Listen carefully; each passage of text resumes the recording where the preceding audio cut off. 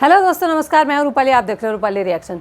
तो गाइस, जो फिल्मी दुनिया की बड़ी बड़ी फैमिली है ना, बच्चन फैमिली हो, शत्रुघ्न फैमिली हो, अगर हम देखते हैं बाहर से तो ऐसा लगता है कि बहुत आइडियल फैमिली है।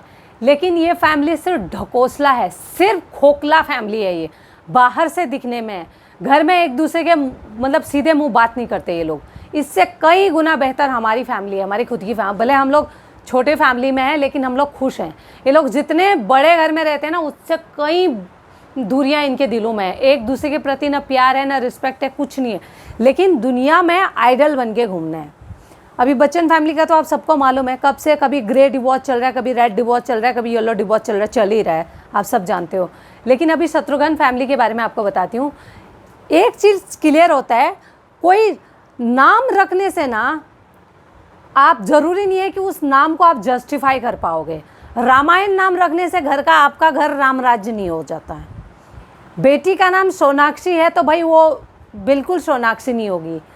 अगर आपका नाम राम लक्ष्मण भरत शत्रुघ्न है तो आप दुर्योधन वाला काम करेंगे तो आप दुर्योधन ही कहलाएंगे। आप राम लक्ष्मण भरत शत्रुघ्न कतई नहीं हो सकते।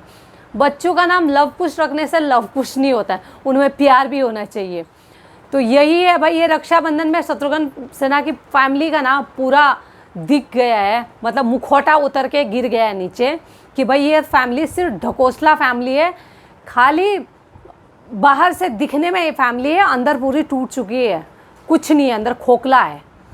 तो भाई रक्षाबंधन में लोग विदेश से अपने भाई को राखी बांधने घर आते हैं, लेकिन मैडम जैसे रक्षाबंधन आने वाला था सोनाक्षी सिन्हा वैसे देश छोड़ के चली गई, क्योंकि उन दोनों भाई बहनों में काफ़ी टाइम से झगड़ा चल रहा है, सगे भाई बहन में। एक टाइम शत्रुघ्न सिन्हा ने मीडिया में स्टेटमेंट दिया था कि भाई मैं अपनी बेटी को अपनी प्रॉपर्टी में से कुछ नहीं दूंगी, क्योंकि मेरी बेटी सक्षम है, वो कमा सकती है, अपना जो उसने कमाया उसका है, मैं अपने में से कुछ नहीं दूँ, अपने प्रॉपर्टी में से अपनी बेटी को कुछ नहीं दूंगा। एक तो वहाँ दिखा, चलो एकदम स्ट्रिक्ट फादर है भाई, कुछ नहीं देना चाहते, समझ में आता है। और सेकेंड, दोनों भाई बहनों का, लव का और सोनाक्षी सिन्हा का, वो तो एक दूसरे को देखना भी नहीं चाहते हैं। जो सोचो, जो मीडिया में या फिर ट्विटर पे, एक्स पे एक दूसरे के प्रति इतना जहर उगल रहे हैं, उनके दिल में कितना जहर होगा, कभी सोचा आपने? भाई कल जो रक्षाबंधन था, पूरे देश ने, किसी भी धर्म का हो, अगर कोई बहन अपने भाई से प्यार करती है तो वो जताती है कि भाई तू मेरे लिए कितना स्पेशल है। तो सब ने रक्षाबंधन मनाया, लेकिन सोनाक्षी सिन्हा ने ना विश किया ना अपने भाई के साथ रक्षाबंधन मनाया।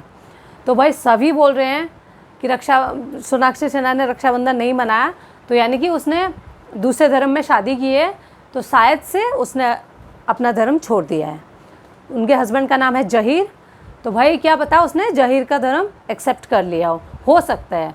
तो ऐसा नहीं है कि मुस्लिम में रक्षाबंधन नहीं मनाते। जो हमारे इंडियन मुस्लिम भाई बहन हैं, अगर वो एक दूसरे को जताते हैं या दिखाना चाहते हैं तो वो लोग भी रक्षाबंधन मनाते हैं। और रक्षाबंधन की हिस्ट्री कहीं ना कहीं हिंदू मुस्लिम से ही है।